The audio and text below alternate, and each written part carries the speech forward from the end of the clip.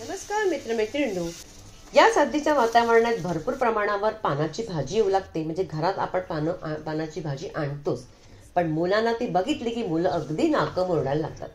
तर आपण त्याच भाजीमधला आज एक प्रकार बनवणार आहोत, ती म्हणजे पालकची छोटी छोटीशी इडली बनवायची. पालकमध्ये अगदी पौष्टिक तत्व अगदी भरपूर प्रमाणामध्ये असतं आणि हे आपण मुलांना खाऊ घातलं पाहिजे.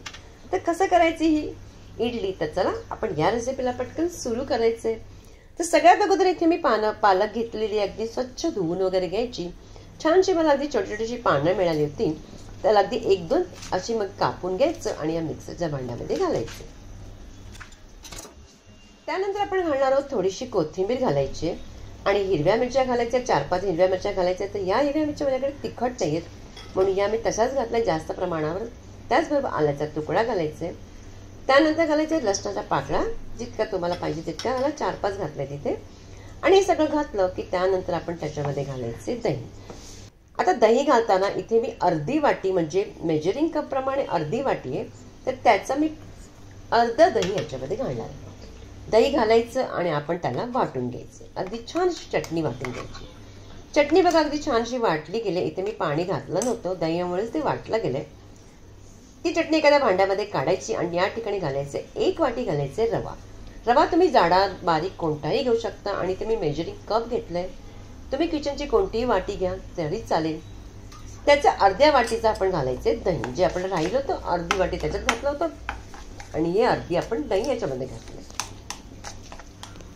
आता हे सगळं काही अगदी मिश्रण आपण व्यवस्थित अगोदर मिक्स करून घ्यायचंय.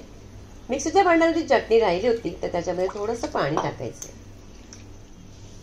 इथे मी अर्धी वाटी असं पाणी टाकले आणि ते सगळं पाणी याच्यामध्ये घालून व्यवस्थित अगदी ते मिश्रण अगदी आपण त्याला मिक्स करून घ्यायचं. कुठेही गुठला वगैरे राहता कामा नये. हे मिश्रण अगदी चांगलं मिक्स झालं की त्याला सगळं आणखी थोडंसं पाणी घालून पुन्हा घालायचे. पुन्हा याला मिक्स करायचे आणि आता अगोदर पाणी मात्र घालताना पटकन जास्त घालायचं नाही. कारण का आपण हे जे मिश्रण आहे आपण 10-12 मिनिटासाठी पुन्हा आपण रेस्ट करायला ठेवणार आहोत. आता याला झाकण लावायचे आणि ठेवायचे. त्यामुळे काय होतं, रवा छान असा फुलला जातो. त्याला आपण झाकण बाजूला ठेवून देऊया. तोपर्यंत बघा मस्त आपला रवा अगदी छान फुलतो. पण एक चटणी बनवूया. इथे बघा मी मस्त असं खोबरं घेतलंय. खोबरं अशा प्रकारे जर तुम्हाला खोबरं काढायचं असेल तर कसं काढायचं त्याचं मी लिंक तुम्हाला देईन. मी नारळाची बर्फी जी बनवली होती त्याच्यामध्ये सगळं काही डिटेल्स सांगितलेलं आहे.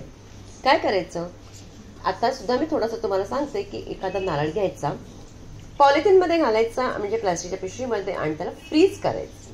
अगदी 24 तास त्याला बघायचं नाही, अगदी ठेवून द्यायचं. नंतर काढायचं आणि कुठल्याही खलबत्त्याच्या दांड्याने, काही तुमच्याकडे जे एखादे असेल ते एखादी वजनी, त्याच्याने अगदी मारत राहायचं. त्यामुळे काय होतं, अगदी व्यवस्थितरित्या काही ती करवंटीच्या बरोबरच ती काळी जी साल असते ती सुद्धा व्यवस्थितरित्या निघून जाते. मी अर्धी वाटी ही फ्रीझरमध्ये ठेवली होती आणि आपोआपच अशा प्रकारे ठेवल्यानंतर अशा प्रकारे नारळ छान असा सुरेखसा निघतो. त्यामुळे आपली चटणी सुद्धा ना अगदी काळसर अशी होत नाही, अगदी सफेद अशी राहते. त्याचे तुकडे मी करून घेतले. त्याच्यामध्ये घालायचे आल्याचा तुकडा, जराशी घालायची चिंच, त्याचबरोबर घालायचे जराशी जिरं. जिरं घातलं की नंतर घालायचे साखर. साखरेमुळे चटणीला जराशी चव छान येते. त्याचबरोबर घालणार आहोत आपण इथे हिरव्या मिरच्या. आता हिरव्या मिरच्या मी दोन्ही प्रकारच्या घेतल्या, तिखट आणि ज्या तिखट नाही आहेत त्या. तुम्हाला जितकं तिखट तुम्ही खात असाल त्याप्रमाणे तुम्ही घेऊ शकता. याच्यामध्ये घालायचंय. त्याचबरोबर आपण इथे घालणार आहोत चवीपुरतं मीठ. या ठिकाणी मी ना पुदिनाची पानं होती तर ती 2-4 पुदिनाची पानं घालायची, ते सुद्धा छान लागते. अशा प्रकारे घालायची. त्याच्यामध्ये तुम्ही हवं असतं तर आणखीन म्हणाल ना तुम्हाला तर चण्याची डाळ, भाजकी चण्याची डाळ असते ती सुद्धा घालू शकता, पण मी आता मात्र घातलेली नाही. लसणाच्या 2 पाकळ्या घातल्या, 1 पाकळी खाली पडली, काही हरकत नाही, पुन्हा टाकीन. आणि अशा प्रकारे बघा अगदी मस्त सुरेख अशी छान अशी आपली चटणी वाटली गेली. फोडणी देऊया.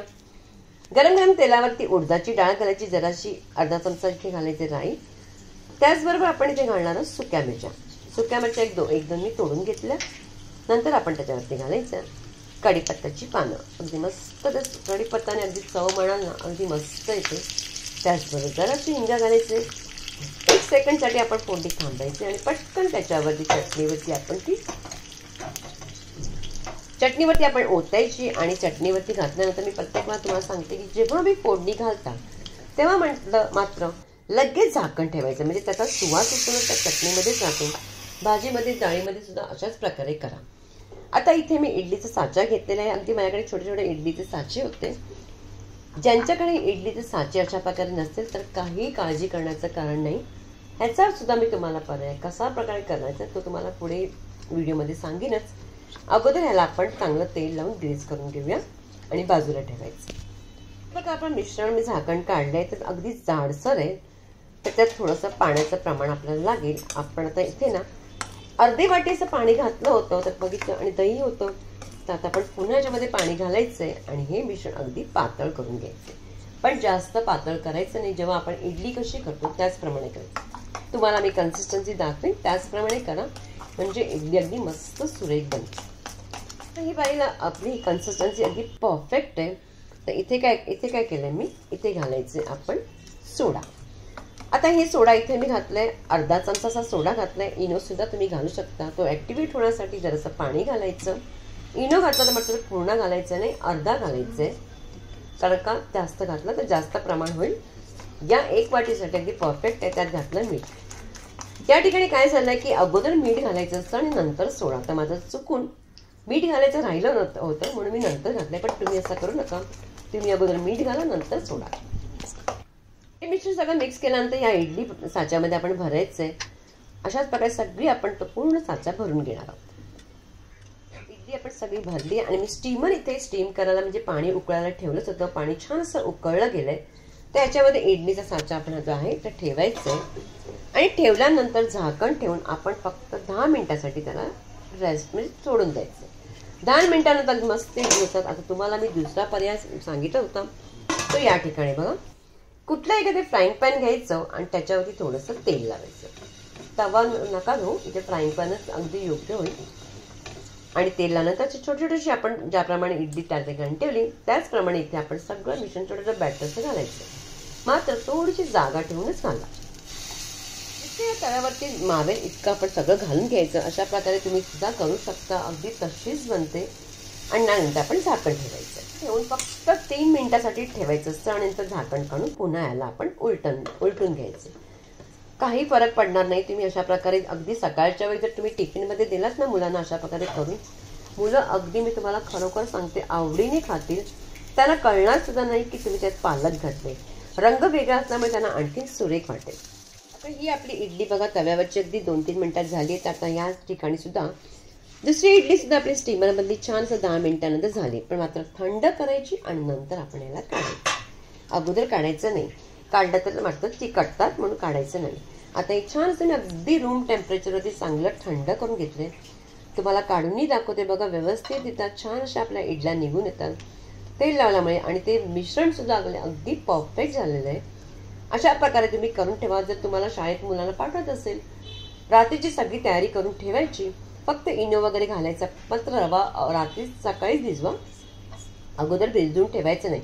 पण सगळं मिश्रण तुम्ही रेडी करून ठेवायचं म्हणजे पटकन तुम्हाला 10 मिनिटं सुद्धा लागणार नाही इडली बनवायला. आता ही इडली सुद्धा आपण काढून घ्यायची आणि इडलीचं नसेल अशा प्रकारे त्याप्रमाणे करा. तसं सुद्धा मुलं खातील आवडीने. दोन्ही इडल्या आपल्या मस्त छान अशा आपल्या रेडी झालेल्या आहेत. तर आपण लगेच आपण सर्व करायचंय. काही चुकत नाही काही नाही आणि बनवायला सुद्धा सोपं. चटणी झाली आहे. दोन्ही प्रकारचे इडल्या सुद्धा रेडी झाल्या आहेत. पटकन ताटामध्ये घालायचे. इथे मी काय केलंय ताटामध्ये सॉस सुद्धा ठेवले चटणी सुद्धा ठेवली. जर तुमच्याकडे चटणी सकाळच्या वेळी नाही झाली तर तुम्ही सॉस सुद्धा मुलांना दिला तरी मुलं खातील. ही इडली बघा मी तोडूनही दाखवते आणि त्याचबरोबर दुसरी सुद्धा इडली दाखवते. अगदी मस्त बनते. अशा प्रकारे करून बघा. तुम्हाला माझी रेसिपी कशी आवडते की नाही ते सांगायचे. प्रत्येकांकडे शेअर करायचे. अगर नवे तुम्ही चॅनलवर असाल सबस्क्राईब मात्र करायला विसरू नका. आणि पुन्हा भेटायचे आपण एका छानशा रेसिपी बरोबर.